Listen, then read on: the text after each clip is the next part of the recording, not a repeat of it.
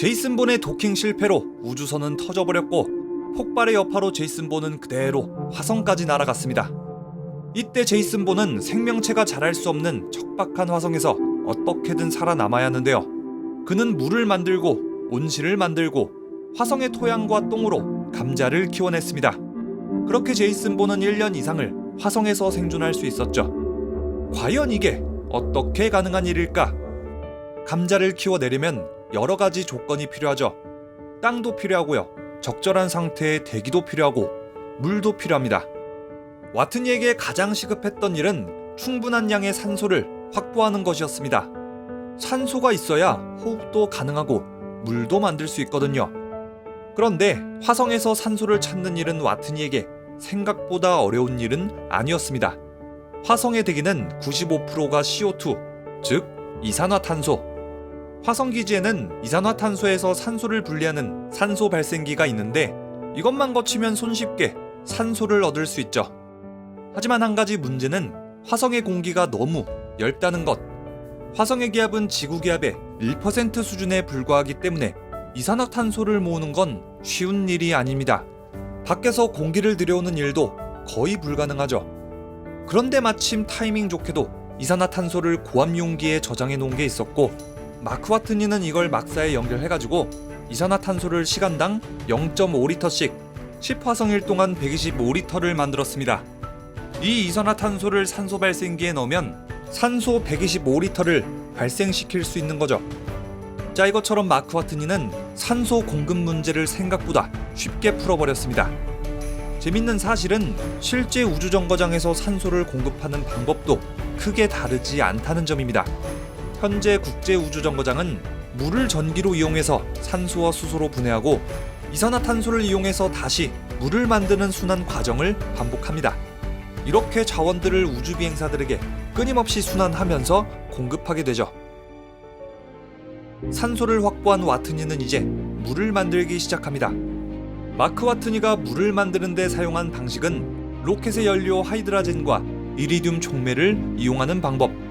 많은 분들이 이미 알고 계시듯이 물의 화학식은 H2O, 수소 원자 2개, 산소 원자 하나가 결합되어 있는 꼴이죠. 하이드라진의 화학식은 N2H4, 두 개의 질소가 서로 마주보고 각 질소가 두 개의 수소를 갖고 있는 원소 구조를 갖고 있습니다. 마크 와트니는 이리듐 촉매 위에 하이드라진을 배출했고 그렇게 하이드라진의 질소와 수소의 결합을 끊고 4개의 수소 원자를 발생시켰습니다. 이제 4개의 수소 원자가 생겼고 산소 발생기로 만든 산소와 결합시켜서 물을 만든 겁니다. 영화에서 마크 와트니는 이 공식대로 물을 만들었는데요.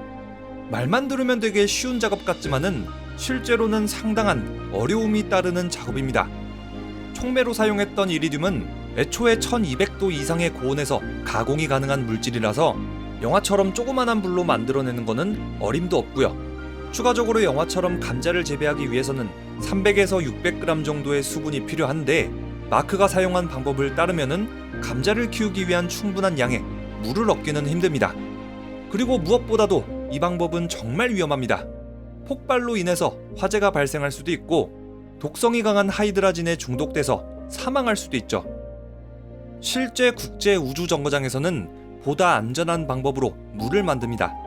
지구에서 가져온 물을 정화해서 사용하거나 산소와 수소를 연료전지로 결합, 물을 만들어서 사용한다고 하네요. 자, 이렇게 와트니는 물도 만들고 산소도 만들었습니다. 이제 마지막으로 필요한 건 적절한 토양. 하지만 유감스럽게도 화성의 토양은 작물을 키우기에는 적절한 상태가 아닙니다. 화성의 토양은 지구의 토양과는 달리 영양분이 전혀 없는 데다가 지구의 토양보다 물이 더 빨리 흡수되고 더 빨리 빠져나가기 때문에 상당히 건조한 상태. 한마디로 극건성 피부 같은 상황인 거죠. 마크 와트니는 이런 불리한 조건을 해결하기 위해 화성의 토양에다가 똥을 비료로 사용했습니다. 똥을 비료로 사용하게 되면은 토양의 성질을 바꾸는 것도 가능해지고 동시에 물이 빠져나가는 속도를 줄여줄 수도 있습니다.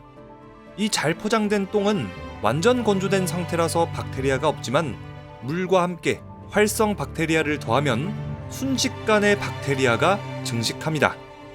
쉽게 말하자면 팀원들의 건조똥과 자신의 똥을 합친 다음 물을 첨가해서 휘휘 저어주면 아주 달콤하고 맛있는 영양가 많은 초코 쉐이크가 된다 이겁니다.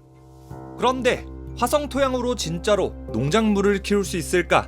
실제로 증명된 건 없으니 이론상으로만 가능한 거 아닐까? 절대 아닙니다. 2019년 네덜란드의 와게닝겐 대학의 연구진은 가상의 화성 토양에다가 퇴비를 이용해서 루콜라, 토마토, 무, 호밀, 완두콩, 릭 등 여러 작물들을 재배하는 데 성공했습니다. 나사 역시도 인공 토양을 만들어서 토마토나 밀 등의 식물 재배에 성공한 바 있습니다. 이 실험에 따르면은 화성 토양에 작물을 키우는 것이 실현이 가능하다는 얘기죠. 게다가 화성에는 작물을 키우기에 불리한 점만 있는 것도 아닙니다. 화성 대기에는 식물 성장의 필수 요소인 질소가 풍부하다는 것도 밝혀졌습니다. 2015년 미 애리조나대 연구진들은 질소가 많은 덕분에 화성과 비슷한 환경에서 고구마 그리고 딸기를 키워낼 수 있다고 발표했고, 2014년 화성사막연구센터는 화성과 유사한 환경에서 50일간 비료 없이도 토마토, 간류식물, 밀, 겨자잎 등을 키울 수 있다고 밝혔습니다. 하지만 아직 넘어야 할 산도 많습니다. 인체에 해로운 과산화 염소산염이 화성 토양에 있다는 점도 조심해야 되고요. 평균 온도가 영하 80도에 달하는 낮은 기온 역시 신경 써야 합니다. 특히 겨울의 추위는 식물은 물론 사람의 활동조차 불가능할 정도죠.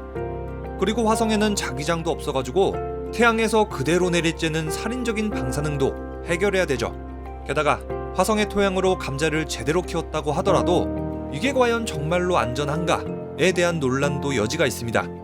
화성의 흙은 산화철 성분을 다량으로 포함하기 때문에 잘못 먹었다가는 철분 중독으로 사망할 위험이 있습니다. 또 한 가지, 마크 와트니처럼 인분을 거름으로 사용하면 병을 퍼뜨립니다. 인간의 배설물에는 병원체가 들어있고 당연히 그 병원체는 인간에게 감염됩니다. 그런데 마크 와트니는 어째서 병에 걸리지 않았을까? 마크 와트니의 똥에 들어있는 병원체는 이미 마크 와트니의 몸 안에 들어있기 때문에 안전한 거죠. 자, 이렇게 실제로 화성에서 감자 재배가 가능한지에 대해서 알아봤는데요. 화성은 아직 영화처럼 유인 탐사가 된 적이 없기 때문에 진짜로 감자를 키울 수 있는지는 현재로서는 알 수 없습니다. 하지만 지금까지 여러 연구를 통해서 그 가능성이 열리고 있기 때문에 머지않아 유인 탐사 때 화성에서 진짜로 작물을 재배했다는 소식을 들을 수 있으면 좋겠습니다. 그런데 화성에서 진짜로 사람이 살 수 있을까? 마크 와트니처럼 화성에서 몇 년을 살고 그것보다 더 나아가서 화성에 인류가 정착할 수 있을까? 다음 마션 콘텐츠는 화성 테라포밍입니다. 영상 안 올라오면 그냥 부엉이 내 터졌다고 생각하세요. 그리고 마션을 다 봤는데 아직도 이해가 안 가는 게 있다, 궁금한 게 있다, 그런 거 있으면 댓글로 얼마든지 남겨주시기 바랍니다. 그러면 제가 그 댓글을 보고 그 댓글 남긴 사람을 꼭 찾아서 I will find you and I will kill you 하도록 하겠습니다. 그럼 지금까지 리뷰형이었습니다.